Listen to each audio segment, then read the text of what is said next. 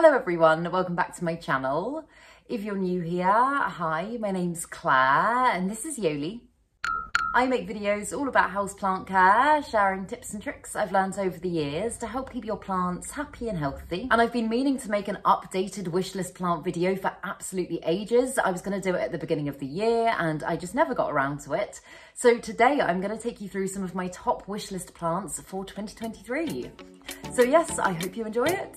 Let's get into it.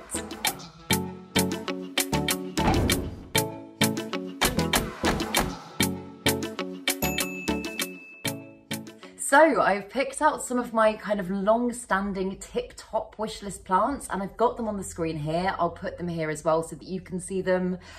And yeah, these are ones, it was really hard to pick. I was going to say 10. I didn't just pick 10. I think I've got about 13 here. But yeah, I just thought we could go through them together and talk a little bit about them and do a little show and tell. Also, talking of show and tell, part of the reason that I put my laptop here is so that you can see my new planty tattoo because I am of my favourites. And the first one is the Scindapsus Tricolour, and this was on my wish list last time I made a video like this. It's one that I still haven't added to my collection, but I just think it is the most beautiful plant in the world. I love Scindapsus as a genus anyway. I love the shape of the leaves. I love the texture of the leaves. This one's got really kind of beautiful velvety leaves, and I have seen this one in real life. My friend Emma's got this plant that we actually grouped together and got her for her birthday last year, I think. And it is just out of this world beautiful. Like if you look at all the different splashes of colour within the leaves, it's almost like somebody's flicked a paintbrush at the plant and just created this beautiful work of art. It's a plant that kind of, whenever I see pictures of it, it always kind of stops me in my tracks. And I've wanted it for such a long time. It is still quite expensive to buy. Even cuttings of it are still quite expensive. So I think that's part of the reason that I haven't added it to my collection. I also, at the moment, I wouldn't say I'm on a plant ban, but I think I'm kind of admiring plants from afar. I'm very, very happy with my collection as it is. I have tried to clear a little bit of space in my collection recently. I took a lot of stuff to the plant swap, and I'm trying to, on the whole, bar the rescue box that I just got, I'm trying to do more kind of swaps and trades for plants as opposed to just buying lots, because I got to the stage where my plant care was feeling a little bit overwhelming, and that's not what it's about. I want it to continue to be enjoyable. I don't want it to feel like it's too much. So these are just plants that, as I say, they're on my wish list. They might be on my wish list for a year, for a few years. I might never acquire these plants, but they're just some that I have definitely got my eye on. So yeah, that's that one. And the next one's another one that's been on my wish list for a really long time. Again, I'm pretty sure I mentioned it in my last wish list video as well. It is the Philodendron El Choco Red, and I think this plant is just so majestic, so beautiful. I love, because as you guys know, I'm not massive on colourful house plants. I love how this one has got the beautiful red backs of the leaves and how the new leaves come in so red, but then they fade to that beautiful kind of glossy, velvety green. I think it's just the most gorgeous plant, and one that I keep eyeing up. I have almost bought it a couple of times, and I don't really know what stopped me, to be honest. I think, again, probably just not wanting my plant care to feel too overwhelming, and maybe it just hasn't been the right time. The price of this plant is also dramatically dropping. I know a couple of years ago it was super, super expensive, and nowadays although it's still not the cheapest philodendron, I've noticed a significant drop in price. So I think if I can hold out a little bit, then in kind of, I don't know, 5-6 months time, what was that noise? Yeah, in 5 or 6 months time, I would have thought it would be a lot more accessible here in the UK. So yeah, I adore it. I think it's beautiful. I keep admiring it in other people's collections, but for the time being, it is not one that I currently own. Oh, and then the next one, this, I know I said these were in no order, but this might be the top one on my list at the moment. It is the Anthurium pallidiflorum. And I just am so obsessed with strappy anthuriums. I think they are such amazing plants. Again, they're quite like, I wouldn't say, I mean, I think they're beautiful, but they're not maybe the kind of plant that you would look at if you weren't a planty person and think like, I don't know, think stunningly beautiful. They're quite robust looking and they're quite hardy, but there's just something about the texture of the plants and like the long, beautiful strappy leaves that just really, really gets me. And I have got a few strappy anthuriums in my collection, but I just love the white veination on the Pallidiflorum. I think it's just so striking and it's very different to anything that I currently own. I know I said about not bringing like loads of new plants into my home at the moment, but currently if I saw this one and it was a decent price, I think I would probably get it. The thing I love about anthuriums as well is on the whole, they do tend to be very low maintenance plants. So I don't think it's anything that, is this just me justifying it to myself? I think it probably is. But it's not one that I feel like would kind of, I don't know, make my plant care any more challenging. I know I have got some Alocasia and Calathea on this list as well, and they are obviously slightly more high maintenance plants, whereas on the whole, touchwood, anthuriums can just kind of be left alone to do their thing. So yep, it's one that's very much up there. I've wanted it for a really long time. I really hope to get it at some point, hopefully this year. But for the time being, I am just admiring it. And then the next one, this one that I know it's a very popular, very desired Hoya, but it is the Hoya Silver Dollar. And it's one that when I first saw it, I couldn't quite make up my mind about it because it's got those beautiful kind of gorgeous bluey silver leaves, which I absolutely love. But there's also quite a lot of pictures that I've seen of it. And I don't know if this is to do with sun stress, but they're quite pinky. And that for me, I mean, it looks like a very kind of, for a Hoya, a very kind of delicate and kind of like quite a pretty plant. And I for a while just couldn't make up my mind whether or not it was my cup of tea because the pinkiness for me isn't like, it's not what I tend to go for.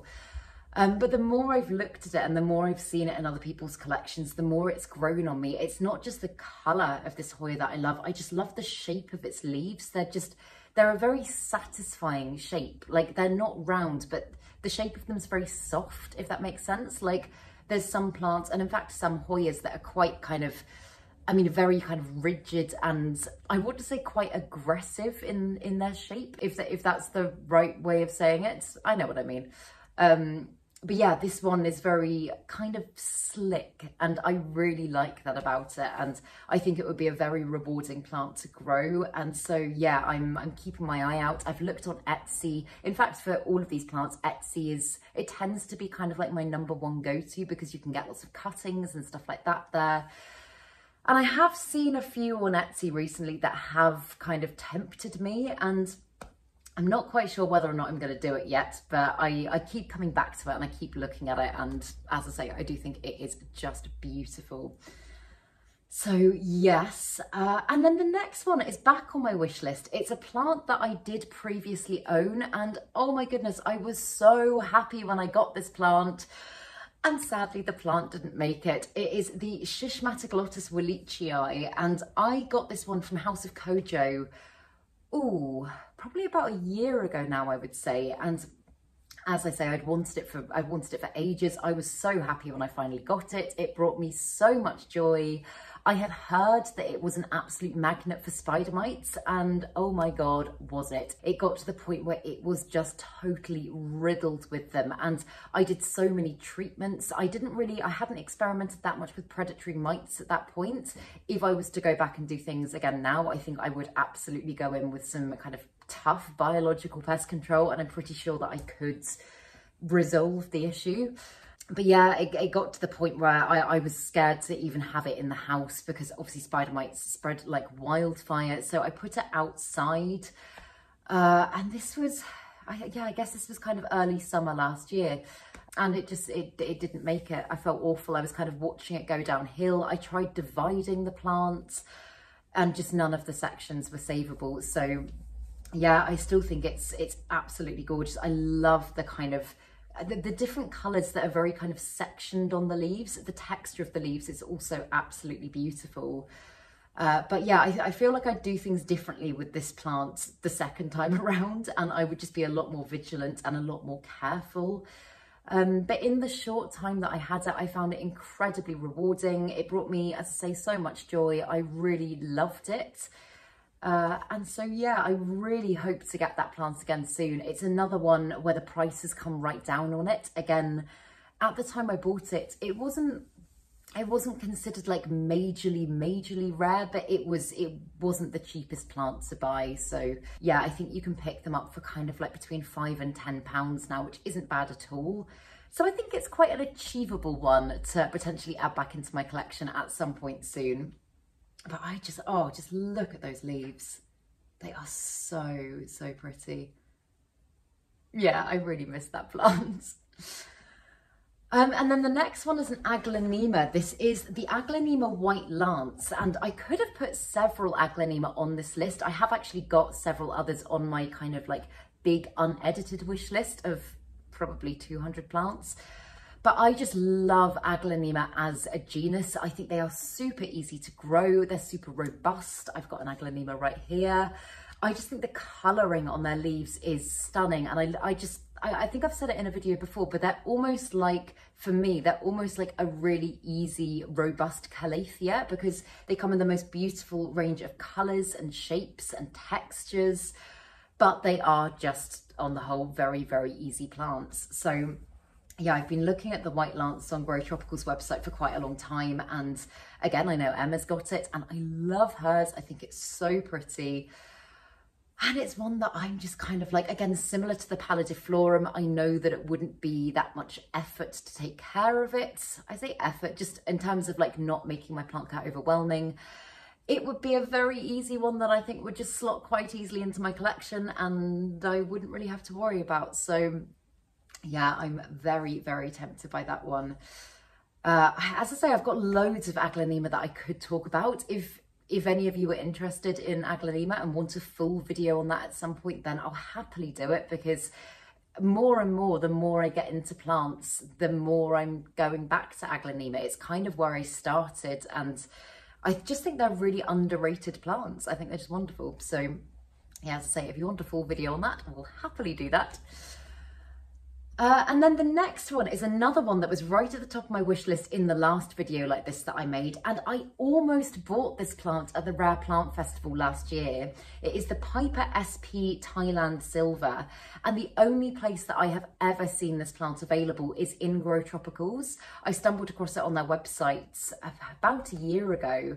And I just fell in love with it. I thought the colour of it was amazing. I loved the veination and just all the kind of little details within the leaves. It's so stunning. And when I went to the Rare Plant Festival, I knew that Grow Tropicals were going to be there. And that is the only plants that I went in there that day with the intention of actually buying. I had it in my mind, I'd seen it, and I was like, that is the plant that I'm going to get.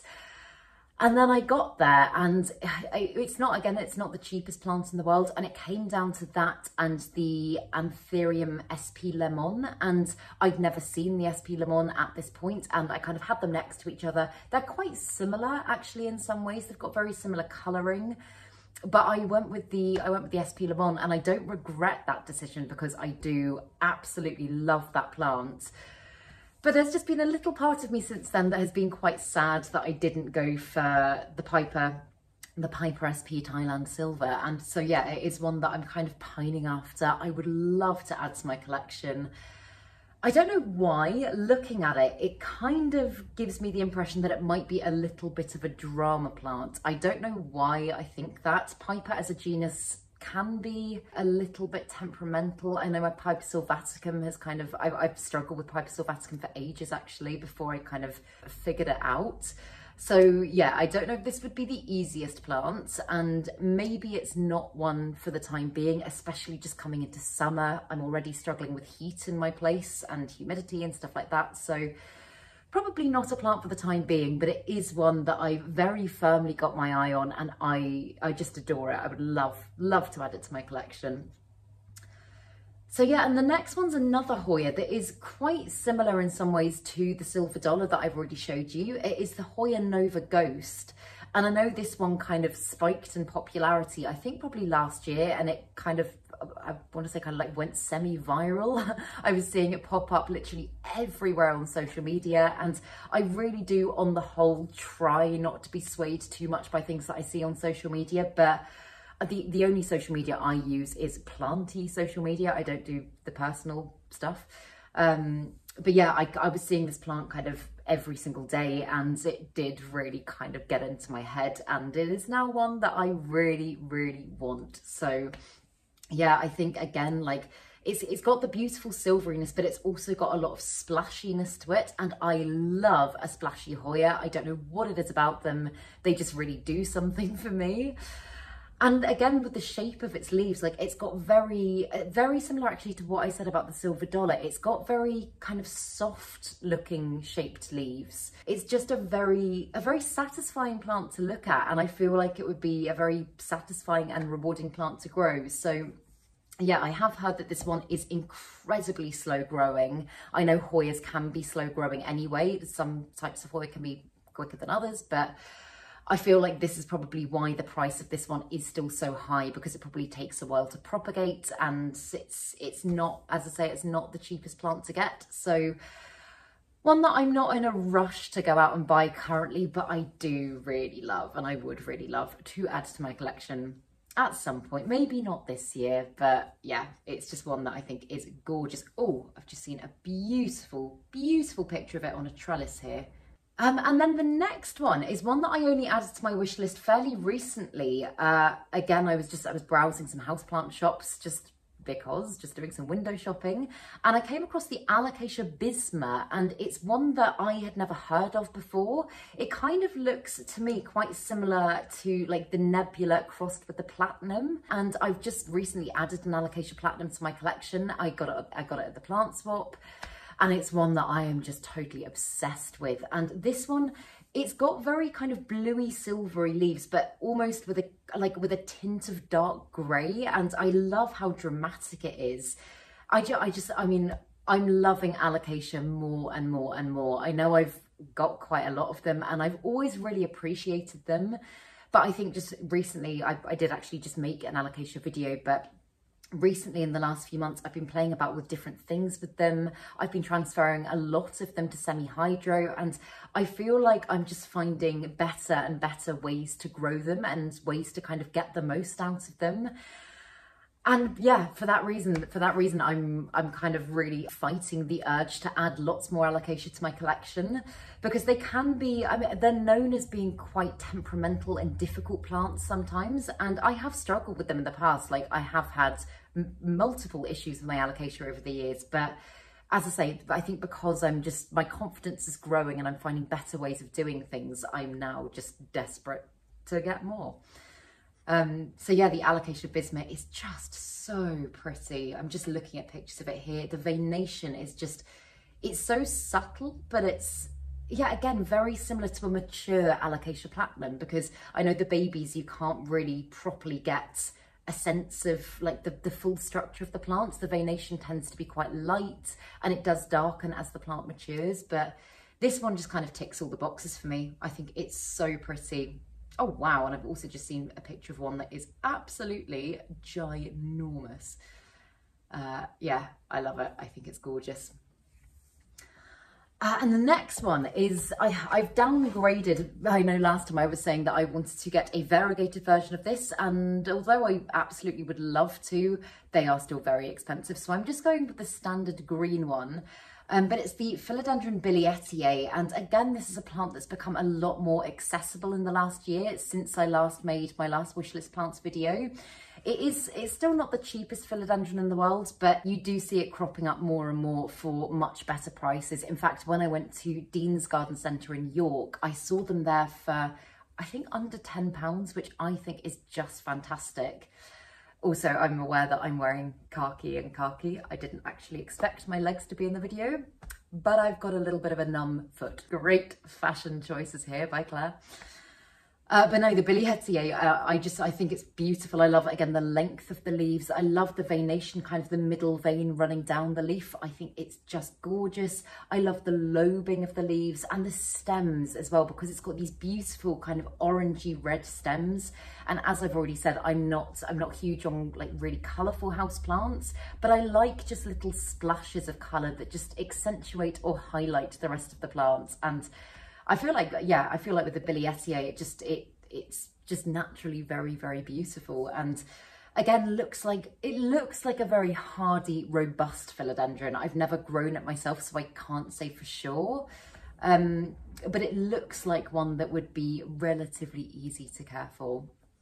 So yeah, oh, again, I've just seen some variegated versions of it. Oh, the variegation just does something to me. It's just out of this world. But I remember, I think I was looking on, I think it was Aroyd Market's website last year, and the variegated version was going for like, I think it was a few £1,000s. It is not cheap, and it is not something that I'm willing to spend the money on. But who knows, maybe further down the line one day. And this next one is one that I have never seen in shops. I've only seen cuttings of it going on Etsy. It's the Hoya Joy Splash. And again, there's something about, I mean, obviously the splashiness of this Hoya I think is beautiful, but the shape of its leaves are so kind of like perfectly round and kind of like arched a little bit. They're not just like flat leaves. I think they almost look very kind of spherical. Is spherical the right word? Is spherical even a word? Kind of like a perfect little orb is, I think, roughly along the lines of what I'm trying to say. But no, I think it's beautiful. And again, I get the impression that it's probably not a particularly fast growing Hoya because you don't see it about very much. And the cuttings that I have seen of it are going for quite a lot of money. I think even for cuttings, they're kind of £80–90 from what I've seen. So it's probably not one that I would rush out and buy, definitely not at the moment, but I just love Hoyas. I find them such rewarding plants to grow. On the whole, they don't tend to, for me, they haven't tended to give me many issues. I'm saying that. I have got issues going on with my Hoya undulata red at the moment. But apart from that, they do tend to be very easy to grow. And I think as well, because they're not the fastest growers, when they do give you new growth, I know I'm using the word rewarding a lot, but it does feel incredibly rewarding. And for me, it just gives me such a sense of achievement. And I love that with my plants. I love it when they make me feel like a good plant parent and we're working well together. So yeah, it's a Hoya that I would absolutely love to add to my home. I'm hoping as popularity grows, the price on it might come down because again, as I say, more and more people are going to be propagating, but at the moment I'm just keeping my eye out. If I see a good deal on it, I might get myself a cutting, but at the moment it's a little bit out of my price range. And then I wasn't going to include this next alocasia just because it's quite similar to the Bisma, the one that I showed you a couple of plants ago, but I just adore it so much, so I thought I would. It's the Alocasia heterophylla, and again, like very similar colour-wise to the Bisma and to the Alocasia platinum as well. Again, it looks quite similar to a mature version of the Alocasia platinum, which I know is what I said about the other one. But its structure is almost more similar to the Amazonica or something like that. It's got kind of much bigger lobes. It's kind of more ruffly and it's much more arrowheady in its structure. And I really, really love that. I think it's just so pretty. I don't actually know. I have a feeling this might be a hybrid Alocasia, but I'm not entirely sure. But yeah, as I say, looking at it, like if you think Alocasia poly, it's kind of got a very similar leaf shape to that. But it's got that beautiful dark veination and the beautiful bluey silvery colour, which I just really love. So yeah, I haven't seen it about that much in the UK, to be honest. Again, Etsy's where I've been looking, and most of the things that have come up have been in the States. So I'm not sure it's one that's really kind of about over here in the UK at the moment. But again, I am going to be keeping my eyes very closely peeled. I'm hoping that maybe at some point corms might become available and I could try and grow it from corms. Because yeah, it's just so kind of like spacey and alien-y, and it just, yeah, it's one that I feel like would make me incredibly happy and I would love to own. But yeah, then lastly, This is a Calathea that it reminds me more of a Maranta for some reason. It's the Calathea Bella Carlina. And again, I know Grow Tropicals have currently got this on their website, and that is where I saw it for the first time. I only saw it about a week ago, I think, and it just went straight onto my wish list, and so I thought I would include it in this. But yeah, I love the kind of, it's got the most incredible veination, and I love the fact, almost a little bit similar actually to this one here, but it's got kind of like, I don't know, it's got almost like a feathery vibe to it. If you look at the veins, it's just, I don't know, I love the pattern on the leaves, and I think it's so beautiful. It's another one that I haven't seen it in real life, but from looking at the pictures in some lights looks very kind of bluey silvery, which again, I just really, really love, but it's just such a pretty Calathea. And I did actually think that I might struggle quite a lot with Calatheas here at my new place, just because, as I've already said, the humidity levels tend to be a lot lower. It's very, very warm, and it's also very, very bright and sunny a lot of the time. But on the whole, despite all of those things that you would think Calatheas wouldn't like, all of my Calatheas seem to be doing fairly well. So I do feel pretty confident in adding more to my collection. But no, I thought the Bella Carlina was just stunning, and yeah, I would really, really love that Calathea. And I could go on and on. If you want to hear more about my wishlist plants, I could literally talk about them all day, but I just selected those ones for this video because I thought it was quite a nice diverse range. They're ones that I really want, but also, as I say, I'm in no like massive rush to get, because I am really happy with my collection as it is currently. But do let me know in the comments what some of your wish list plants are. I love getting inspired by you guys, and I think last time I asked you to comment your wish list plants, I ended up adding quite a few of those to my list as well. So yeah, please do let me know what some of yours are. But yeah, I really hope that you enjoyed this video, and if you did, please make sure to give it a thumbs up, subscribe to my channel, have a lovely day, and I will see you in the next video.